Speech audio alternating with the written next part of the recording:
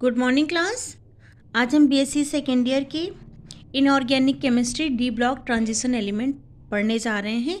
ये पार्ट 3 है। इसमें हम पढ़ेंगे oxidation state of transition element. देखो, ट्रांजिशन एलिमेंट की जो फर्स्ट सीरीज थी, जिसे हम 3D सीरीज बोलते हैं, वो उसमें था scandium, titanium, vanadium, chromium, manganese, iron, cobalt, nickel, copper, zinc. अब स्कैंडियम का ऑक्सीडेशन स्टेट +2 और +3 होता है। टाइटेनियम का +2, +3, +4। ये कैसे निकलता है, आइए इसके बारे में जानते हैं।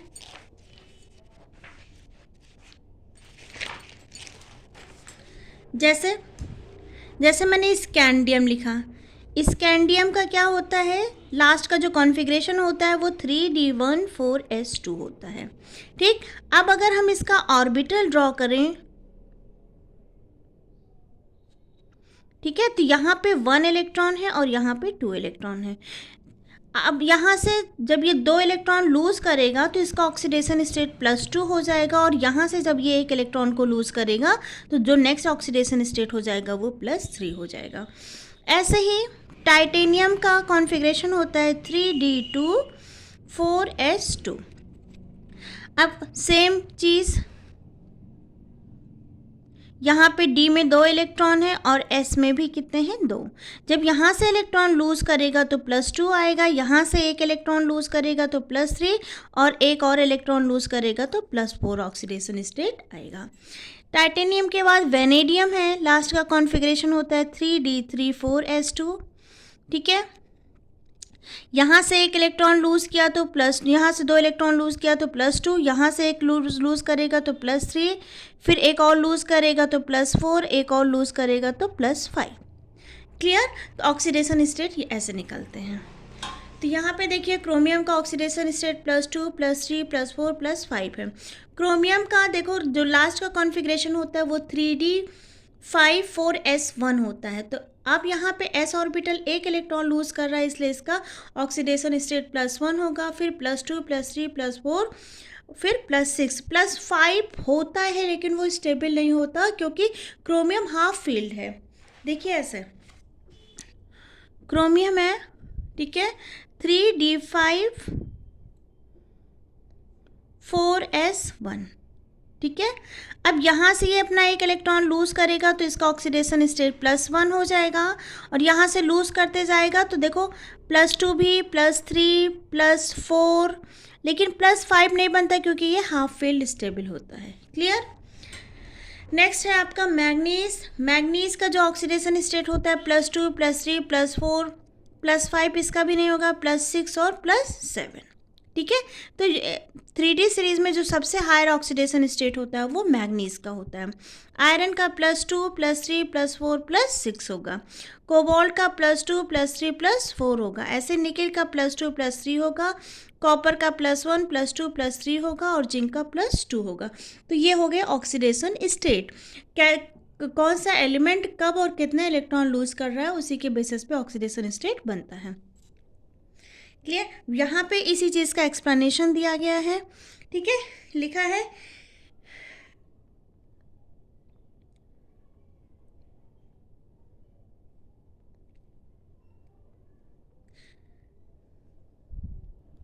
ऑक्सीडेशन स्टेट के बाद नेक्स्ट पॉइंट आता है relative stability of oxidation state of transition metal.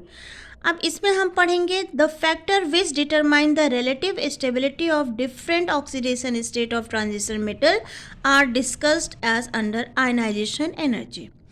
ठीक है, the value of ionization energy gives information regarding the thermodynamic stability of transition metal compound in different oxidation state. It has been established the smaller the ionization energy, greater is the dynamic stability of the compound in a particular oxidation state. For example, the first 4 ionization energy of nickel and platinum are composed below. यहाँ पे nickel है, nickel की जो first ionization energy ये है, और platinum की first ionization energy ये है। ठीक है, It can be seen from the above table that sum of first two ionization energy is less for nickel than for platinum. यहाँ पे निकिल है, अगर ये 2 इलेक्ट्रॉन लूज कर रहा है तो +2 ऑक्सीडेशन स्टेट, और प्लेटिनम भी 2 इलेक्ट्रॉन लूज कर रहा है तो इस पर भी +2 ऑक्सीडेशन स्टेट आ रही है। इसकी first ionization energy 2.49 × 10⁻³ kilo joule पर मोल है, जबकि प्लेटिनम जब 2 इलेक्ट्रॉन लूज कर रहा है +2 ऑक्सीडेशन स्टेट आ रहा है इसमें, तो इसकी जो आयनाइजेशन एनर्जी है ये 2.66 × 10⁻³ किलो जूल पर मोल है। Therefore ionization of nickel to nickel 2+ is favorable as compared to that of platinum. Thus, the nickel second compound are thermodynamically more stable than platinum compound. मतलब यहाँ पे देखिए इसकी ionization energy कम है और इसकी आयनाइजेशन एनर्जी ज़्यादा है, तो जिसकी आयनाइजेशन एनर्जी कम होगी वो थर्मोडायनेमिकली क्या हो जाएगा, मोर स्टेबल होगा। तो ये चीज़ यहाँ पे यही लिखा है, the nickel second compound are thermodynamically more stable than platinum second compound. On the other hand the sum of the first 4 ionization energy is less for platinum than nickel as shown below. Nickel है +4 oxidation state पे इसने 4 electron को loose किया, तो इसकी जो ionization energy आई वो 11.29 × 10⁻³ kilo joule पर मोल था, जबकि प्लेटिनम जब 4 इलेक्ट्रॉन लूज करके 4 ऑक्सीडेशन स्टेट में आता है तो इसकी जो आयनाइजेशन एनर्जी होती है ये क्या हो जाती है, 9.36 × 10⁻³ किलो जूल पर mole. Platinum fourth compound are relatively more stable than nickel compound, क्योंकि यहाँ पे इसकी आयनाइजेशन एनर्जी क्या हो रही है, घट रही है। देयरफॉर K2PtCl6 हैविंग, जिसमें प्लेटिनम का ऑक्सीडेशन स्टेट 4 है, is a well known compound whereas the corresponding nickel compound does not exist. Clear. Oxidation state एक तो आपका आयनाइजेशन एनर्जी पे डिपेंड करता है, दूसरा होता है electrode potential. The electrode potential value also guide us to know the stability of different oxidation state. In general, the lower of E0 red value, ये रिडक्शन होता है, ठीक है, value, the greater is the stability of that oxidation state. For example, the electrode potential value of copper first and copper second oxidation state in aqueous solution are given as under. ये copper first है, एक electron lose किया है तो उसका E0 red की जो value आई है वो 0.52 वोल्ट है, जबकि कॉपर 2+ की जो वैल्यू आई है वो 0.34 वोल्ट है। ठीक है, it is evident from the reduction potential value of copper in +2 oxidation state is more stable in aqueous solution than copper first. ठीक है, however it may noted that the electrode potential depends upon many factors such as sublimation energy, hydration energy, etc. The reduction potential involve the following step. ये आपको मैंने इसमें पढ़ाया हुआ है। This process actually take place in the following 3 steps. First step, second step and third step. ठीक है, इसमें इंथैल्पी ऑफ सब्लिमेशन हो रहा है, इसमें आयनाइजेशन एनर्जी है और इसमें इंथैल्पी ऑफ हाइड्रेशन है। अब आता है catalytic property of transition element. Many transition elements and their compounds are used as a catalyst in laboratory and in industry. Some of the important catalysts are given below. Finally, divided iron and molybdenum are used in manufacture of ammonia, जिसको हम बोलते हैं Haber process. ठीक है, nickel and palladium are used in the manufacture of vanaspati as well as in hydrogenation reaction in the laboratory. Zinc chromide is used in the synthesis of methyl alcohol. Platinum and vanadium pentoxide are used in the manufacture of ammonia Haber process.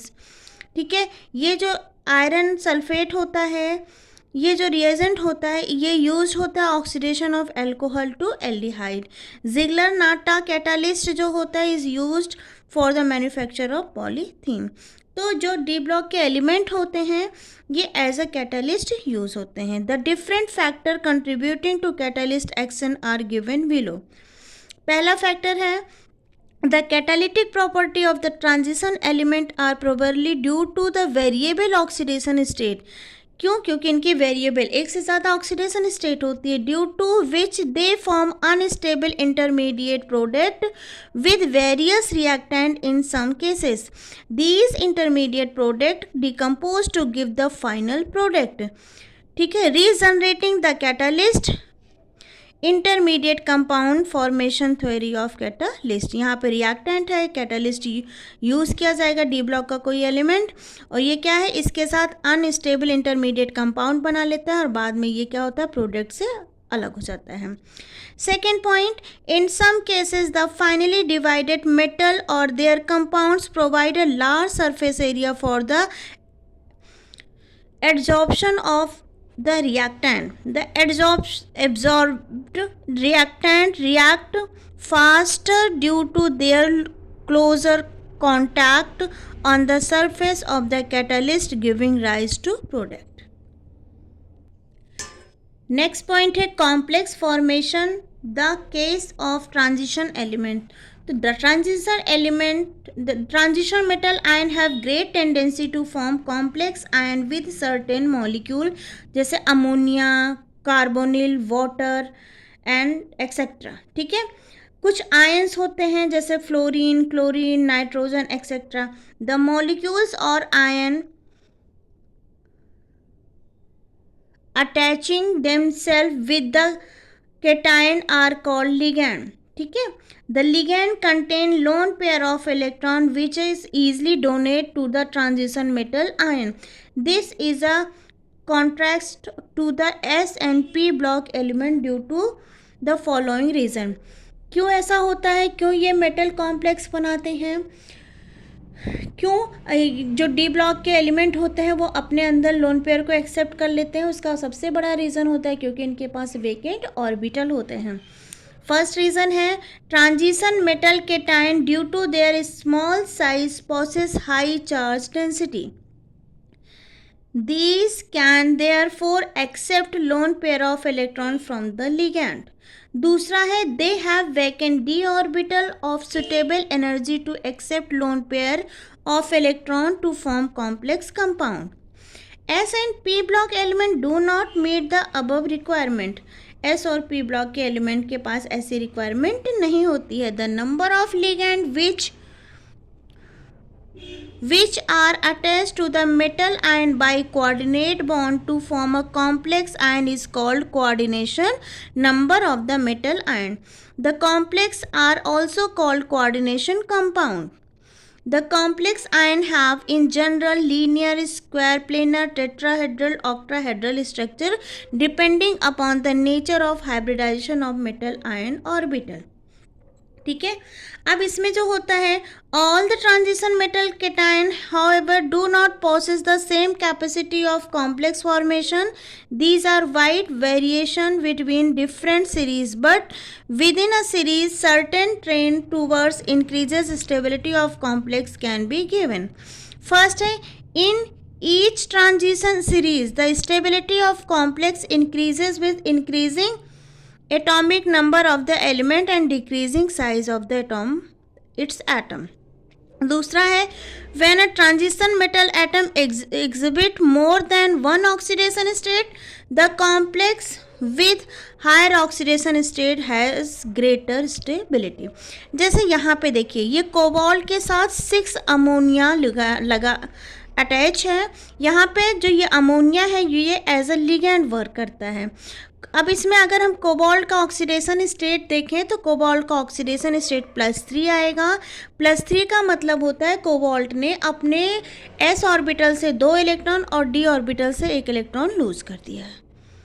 ठीक है, ऐसे ही chromium का देखो, chromium के साथ 6 ammonia लगा है। अब क्रोमियम यहाँ +3 ऑक्सीडेशन स्टेट में है तो इसने 1 इलेक्ट्रॉन s से रिमूव किया, 2 इलेक्ट्रॉन d से, तो अब क्रोमियम के पास 3 इलेक्ट्रॉन हैं और ऑर्बिटल कितने खाली हैं इसके पास, 1 2 और इधर s का और इधर 3 p के, तो टोटल 6 ऑर्बिटल खाली हैं, 1 2 3 4 5 6। अब ये 6 ऑर्बिटल आपस में मिक्स होके हाइब्रिडाइज करके D2sp3 हाइब्रिड ऑर्बिटल बनाते हैं सेम एनर्जी के और सेम क्या बोल सकते हैं हम उसको, एक्सेस पे। ठीक है, अब जब सेम एनर्जी के ऑर्बिटल्स का फॉर्मेशन हो जाता है, सेम शेप का सेम एनर्जी का जब ऑर्बिटल का फॉर्म हो जा रहा है हाइब्रिड ऑर्बिटल, तो ये जो 6 अमोनिया क्रोमियम के साथ है, ये आके अपने लोन पेयर को इन खाली ऑर्बिटल्स में क्या कर देते हैं, डोनेट कर देते हैं और एज अ कोऑर्डिनेट बॉन्ड की तरह इससे आके अटैच हो जाते हैं। ठीक है, और इस तरह से ये क्या बना लेते हैं, कॉम्प्लेक्स, ये कॉम्प्लेक्स बनाते हैं। ठीक है, इसको हम बोलते हैं कॉम्प्लेक्स, जिसमें एक कोई मेटल होता है और मेटल के सराउंडिंग ढेर सारे लिगेंड्स होते हैं। ठीक है, ऐसे ही आपके और भी कॉम्प्लेक्सेस हैं, जैसे आपका हो गया आयरन के साथ 6 साइनाइड जुड़ दिया गया, आयरन के साथ 6 साइनाइड जोड़ा गया, लेकिन यहाँ पे देखो ऑक्सीडेशन स्टेट -3 है, यहाँ पे -4 है। यहाँ पे निकिल के साथ 4 साइनाइड एटम जोड़ा गया है, लेकिन इसका ऑक्सीडेशन स्टेट -2 है, जबकि यहाँ कॉम्प्लेक्स पे, और यहाँ पे निकिल के साथ कार्बोनिल जोड़ा गया है। ठीक है, यहाँ पे क्रोमियम के साथ अमोनिया 6 अमोनिया जोड़ा गया, इस कॉम्प्लेक्स पे जो चार्ज आया है वो कितना है, +3 है। तो हम ढेर सारे कॉम्प्लेक्स कंपाउंड बना सकते हैं with the help of d orbital या 3d सीरीज या ट्रांजिशन मेटल की हेल्प से। नेक्स्ट प्रॉपर्टी है colour in transition metal compound. तो compound of S and P block element are almost white, whereas ionic and covalent compound of transition element are usually colored। जो S और P block के element होते हैं ये colourless होते हैं most of the time. ठीक है, लेकिन जो D ब्लॉक के एलिमेंट्स होते हैं ये यूजुअली क्या होते हैं, कलर्ड होते हैं। In general is associated with incomplete electron subshell and ability of the compound to promote an electron from one energy level to another by the absorption of light of a particular wavelength। क्या करते हैं कि ये इनके जो orbitals होते हैं, जैसे D में D1 से लेके D9 D10 तक इलेक्ट्रॉन फिल होते हैं, तो इनके ऑर्बिटल्स क्या होते हैं, खाली होते हैं। खाली होते हैं तो इलेक्ट्रॉन का ये क्या कर सकते हैं, इलेक्ट्रॉन इनका एक एनर्जी लेवल से दूसरे एनर्जी लेवल पे जंप कर सकता है, क्योंकि ऑर्बिटल्स खाली हैं। तो जंप जब करेगा तो जंप करने के बाद कुछ वेवलेंथ के साथ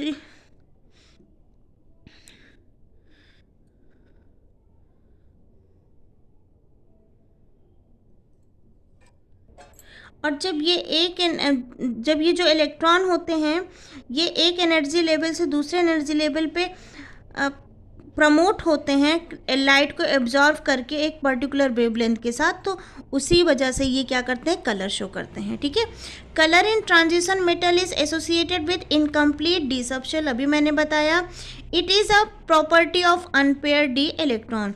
इन transition element d electrons are promoted to a higher energy level within the d subshell by the absorption of some amount of energy.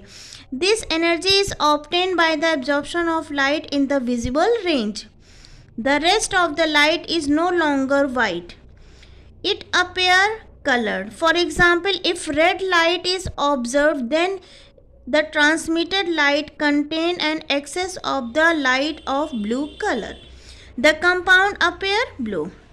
For example, copper 2 plus ion absorb red light from the visible range. For promotion of 3d electron, the ions reflected blue light and appear deep blue color. ठीक है, anhydrous cobalt compound also absorb red light for excitation of 3d electron. When red light is emitted from white light, the color appear blue. Okay, if all the incident light falling on a substance is absorbed, the substance appear black. Okay, अगर वो पूरी light को absorb कर ले रहा है कोई substance तो पूरा वो हमें ब्लैक दिखेगा। If all the incident light is reflected then the substance appear white. अगर सारी की सारी लाइट को वो क्या कर दे रहा है, रिफ्लेक्ट कर दे रहा है, तो सब्सटेंस कैसा दिखेगा, वाइट।